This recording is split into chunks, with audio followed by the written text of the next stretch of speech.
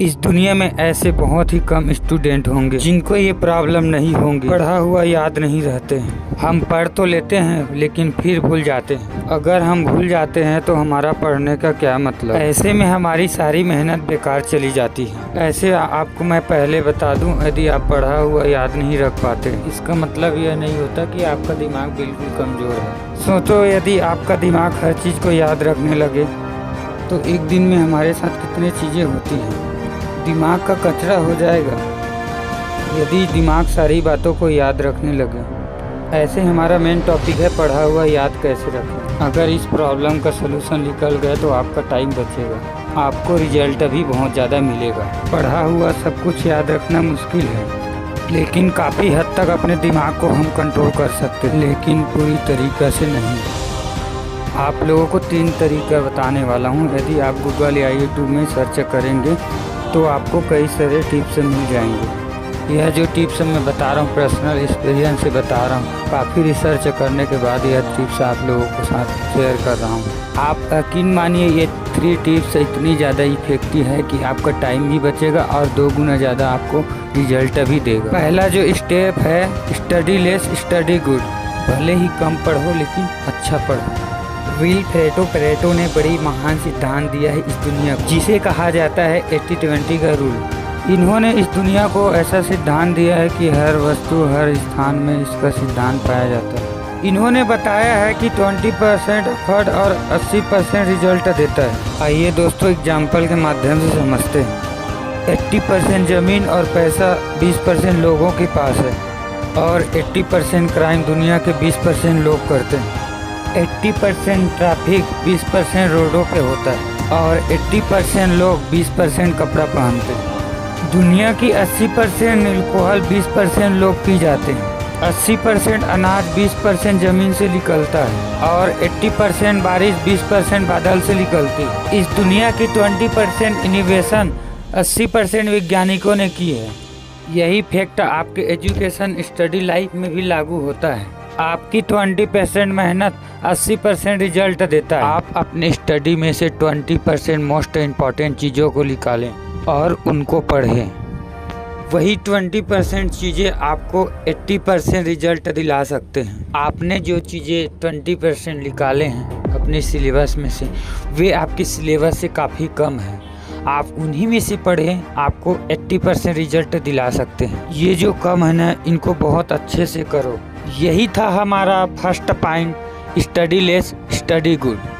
दोस्तों मैंने भी कई बार गलती की है, जितना पढ़ना होता है उससे ज़्यादा पढ़ते हैं और इससे रिजल्ट ये आता है कि हम जो पढ़े होते हैं वो भूल जाते हैं। ऐसे भी दोस्तों हमारे पास एग्ज़ाम के लिए ज़्यादा दिन नहीं बचे हैं, तो इस रूल को, इस स्टेप को आप अप्लाई करके आप अच्छे रिजल्ट ला सकते हैं। हमारा नेक्स्ट जो स्टेप है स्टडी गुड मॉर्निंग, ये मेरा फेवरेट स्टेप है। मैंने अपने लाइफ में ज़्यादातर पढ़ाई मॉर्निंग में ही की है।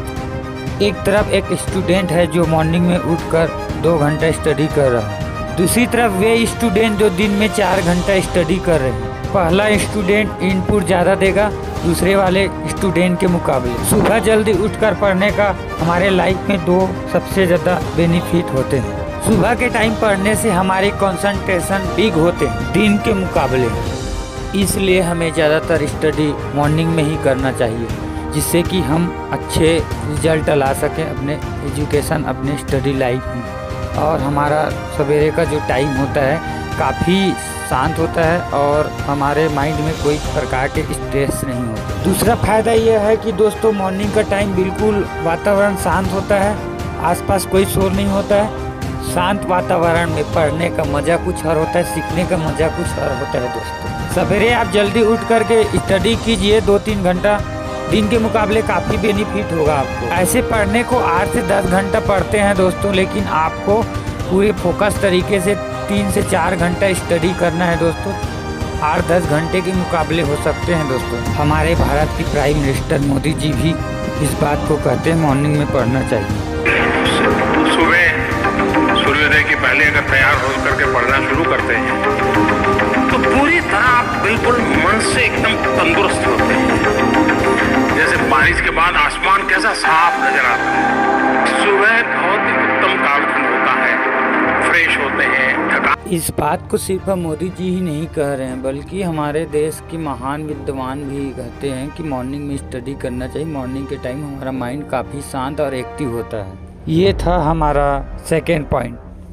लास्ट थर्ड जो हमारा पॉइंट है वो बहुत ही इम्पोर्टेंट पॉइंट है। ये जो थर्ड पॉइंट है ये आप सभी को पता है, लेकिन हर कोई इस पॉइंट को इग्नोर करते हैं। वे पॉइंट है पढ़ाई के बीच में रेस्ट लेना। कुछ स्टूडेंट ऐसे भी होते हैं जो रेस्ट नहीं लेते हैं। कुछ लोग ऐसे भी लोग होते हैं जो बहुत ही ज़्यादा लंबा रेस्ट लेते हैं। उनकी ज़िंदगी पूरी रेस्ट लेने में निकल जाती है। मैं आप लोगों को नहीं बताऊंगा कि आपको ज़िंदगी में कितना रेस्ट लेना है, वे खुद आपको तय करना होगा ज़िंदगी में कितना रेस्ट लेना है। आपको पढ़ाई के साथ साथ आपको तय करना है कि हमें कितना रेस्ट लेना है और कितने टाइम में हमारा एनर्जी प्रोड्यूस होता है, वो आप खुद तय कर। आपको कितना आराम चाहिए, कितना एनर्जी प्रोड्यूस करना है, वो आपसे ज़्यादा कोई नहीं बता सकता और आपसे ज़्यादा कोई नहीं जान सकता। जितनी इम्पोर्टेंट अपनी पढ़ाई को देते हैं उतनी इम्पोर्टेंट अपने रेस्ट को भी देना चाहिए, और रेस्ट की वजह से हम पढ़ पा रहे हैं। एक दिन में जागते भी हैं और सो भी पाते हैं। वैसे ही हमें पढ़ना भी चाहिए और रेस्ट भी लेना चाहिए। कभी कभी हमारा मन इतना लग जाता है पढ़ाई करने के लिए कि हम इतना पढ़ते हैं कि हमारा माइंड जो है थक जाता है और हम दोबारा पढ़ने का मन ही नहीं करता है। तो ऐसा नहीं करना है, हमें थोड़ा थोड़ा स्टेप लेकर के पढ़ना चाहिए और उसी बिलीफ सिस्टम के साथ फिर से दोबारा स्टडी करना चाहिए रेस्ट लेने के बाद। इस टेक्निक से आपका मन काफ़ी शांत रहेगा और आप अच्छे से पढ़ भी पाएंगे। आइए पोमोडोर टेक्निक से इसको समझते हैं। यदि आप 25 मिनट स्टडी करते हैं तो 5 मिनट का रेस्ट लेना चाहिए। यदि आप 1 घंटा स्टडी करते हैं तो 10 से 15 मिनट रेस्ट लेना चाहिए। और आप इस टेक्निक का इस्तेमाल करके काफ़ी लंबा समय तक और काफ़ी अच्छे से स्टडी कर सकते हैं। स्टडी ही नहीं, इस टेक्निक का इस्तेमाल करके आप काफ़ी कामों में इस टेक्निक का इस्तेमाल कर सकते हैं और बहुत अच्छा से रिजल्ट ला सकते हैं। इन 3 स्टेप्स के बारे में जानना चाहते हैं और इन टेक्निक के बारे में जानना चाहते हैं तो गूगल में बहुत सारे एप्लीकेशन मिल जाएगा दोस्तों। आप जाके प्ले स्टोर में डाउनलोड करके आप अच्छे से रिसर्च कर सकते हैं और इनके बारे में और भी डिटेल जानकारी ले सकते हैं दोस्तों। आशा करता हूँ इस वीडियो से बहुत कुछ सीखे होंगे। मेरे वीडियो को देखने के लिए बहुत बहुत धन्यवाद। ऐसी एजुकेशन से अपडेट और सरकारी अपडेट वीडियो देखने के लिए मेरे चैनल को लाइक और सब्सक्राइब कीजिए दोस्तों।